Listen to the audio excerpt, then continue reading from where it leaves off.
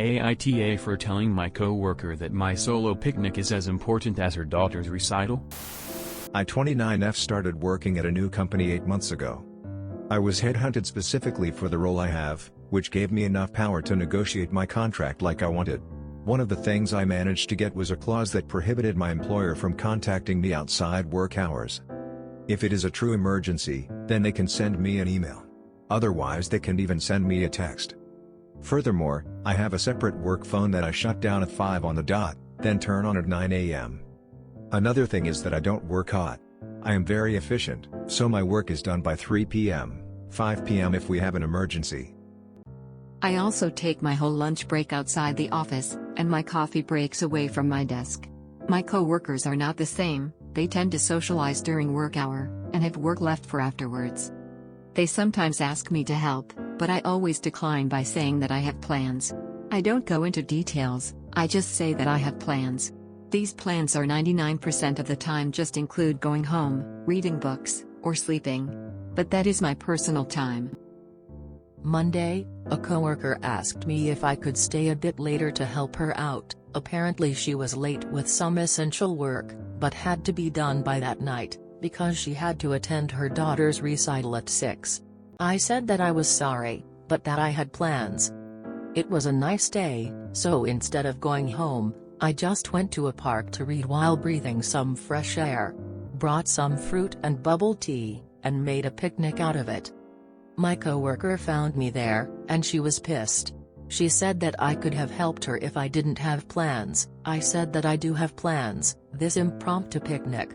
She said that it wasn't as important as her daughter's recital. So I said that for me, it was even more important than her daughter's recital. She called me and some of my friends agree. So AITA? Edit. So I log off for a few hours, log back in expecting maybe 100 comments. I am blown, and thank everyone for their judgment, NTA, UTA or ESH. Now for some important things. How did she find me in the park? The park is small, near her daughter's school. I didn't know that, and I was sitting closer to the street. She was driving by looking for parking when she spotted me, and decided to confront me. I guess she wasn't that late for the recital. We are not on the same team. She asked for help because she knew I know how to do her tasks, not because we are on the same team working the same project. For people who are worried about my career, thank you, but don't worry. I am not planning to climb the corporate ladder. All I want is a job that pays enough to live a comfortable middle-class life.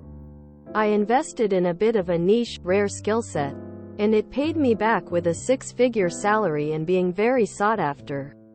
All I have to do is to maintain my skill set and keep up with the times. And I will be golden. I have had offers from all around my state, and a few more. For those who say that I am a miserable loner, I have a very fulfilling personal life, with a tight-knit family, and a great friend circle. I just prefer to not mix work and personal life. And that means no befriending coworkers. Made that mistake early on, but I learned from it. And lastly, for those saying an impromptu picnic is not plans, enjoying my personal time is and has always been my plans. I mean, you're living 10,000% in the black and white definition of your job responsibilities. If you're asking if you are wrong for refusing to change your boundaries, you're NTA. If you're asking if I would like working with you, also probably no. But I don't think that will keep you up at night. In the sense that it is your personal time, and you owe it to no one, NTA. In the sense that if you were my coworker and this happened, I would never go out of my way to assist you with anything. NTA. However, one day you might need help and your coworkers will remember how inflexible you were. You obviously have every right to reject helping out your coworkers.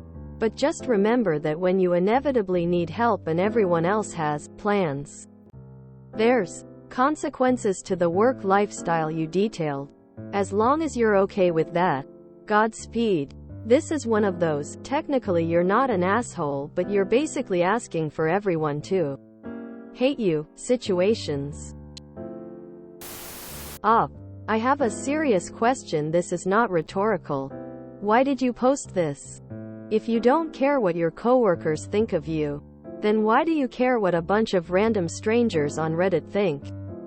You're 29, so I'm surprised you haven't learned this yet, but if you think you can get through life without anyone else ever sticking their neck out for you, doing you a favor that they don't have to do, or taking a chance on you when their instincts tell them otherwise, you're mistaken.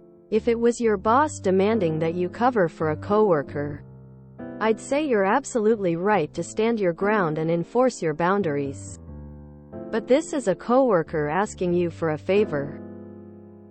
Nobody's ever done a favor for you, really? Nah, it's great that you're so efficient and that you're ruthless about enforcing boundaries when it comes to your work. I can totally respect that. Would I want you as a coworker though? On one hand, it will teach her not to rely on anyone but herself. On the other hand, that kind of behavior doesn't exactly foster a strong team. I guess you'd know whether it will matter in the long run. NTA, but definitely a terrible coworker. NTA. It's nice if you help her with her work, but you don't owe her your help. It's her job, and your free time is your own. NTA, you're well within your rights to utilize your leisure time how you see fit, free from the comparative judgment of your coworkers. Zero obligation to justify what you do with your own time. Your coworker is mad at the wrong person. IDK the nature of the work.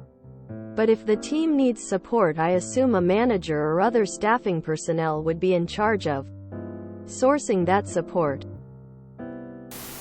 NTA. People need to realize that you can't just accept someone to do OT. I will admit there are times when I have to work a little longer because I don't want to miss a deadline, but I always take care of my assigned work. Having boundaries with work is a good thing. I think next time just don't have a picnic near your office. NTA. Your time is as valuable as anyone else's. It's nice to help coworkers when you can, but you aren't obligated to. NTA. It's not your responsibility to clean up your coworker's messes. She should have made sure she had it done so she could leave on time, even if that meant working late the night before or whatever. Slight YTA. This is a case where you're absolutely within your rights to do what you did, but it's kind of an odd way of doing it, and it would make you a miserable person to work with. The way you responded is pretty unempathetic. Sure, her daughter's recital isn't important to you, but it doesn't take a huge amount of empathy to understand that's important to her. Your picnic is not time sensitive.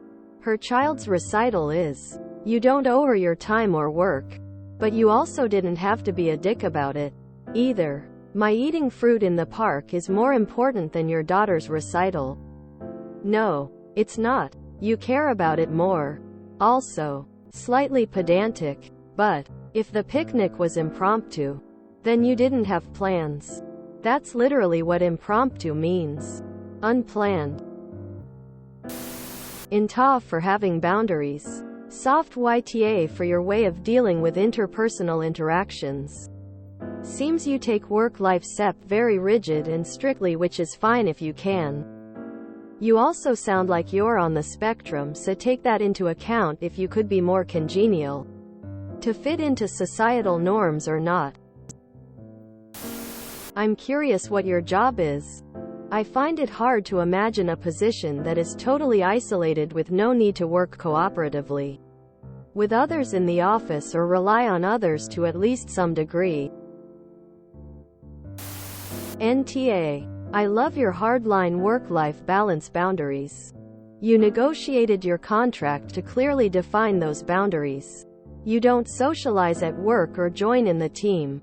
These things are optional. A lot of folks set store by them or need to do them.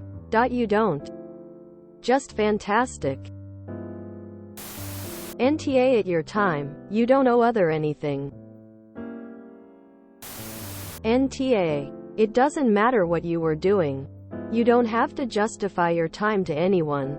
Lol. You also don't have to help anyone if you don't want to. Your coworker is tough for claiming your time isn't as valuable as hers. It's her fault she's late with work.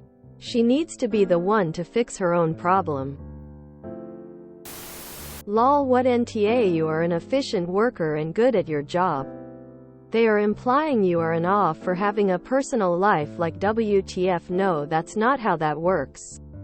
If the woman was so bothered about the recital, she could have planned better and got her workload done sooner. Staying behind the day or two before the recital to get some extra work done. You are not to blame for her poor planning. NTA. I'm kinda baffled by the responses you're getting. She was asking you to stay an hour later than normal, after you already put in your 8 hours.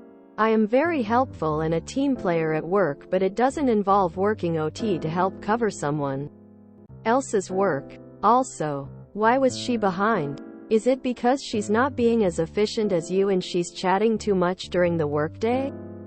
I definitely would never stay late to help someone who slacks off often. I would offer help or agree to help your coworkers during regular work hours when they need it. You need to build some goodwill and a reputation that you're helpful within reason. But it should not require you to work OT unless it's an emergency situation. And it should not be a weekly thing. If it is, then they need to go to their boss about workload. Worker exploitation is a societal norm. I once was screamed at for not attending a meeting at 7 a.m. on a Monday when my report time was 7:45. And the meeting was announced Sunday via work email that I'm under no obligation to check over the weekend. That's a pretty mild case when compared to forced overtime with no compensation and other wage theft issues that happen all the time.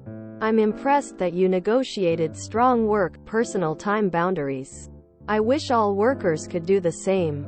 You should not feel guilty for creating healthy and rigid work boundaries. You may or may not cultivate close relationships with coworkers. However, if that's not a priority for you, then you're fine. You're not responsible for getting coworkers to their family events. You are meeting the terms of your employment as agreed upon. That's all you're required to do. I don't think our jobs are entitled to any more time or effort than we are paid to give them. NTA. If you enjoyed this video, please check out our playlists full of similar content. AmITheAsshole is like doom scrolling for your ears. Please like, share, and subscribe.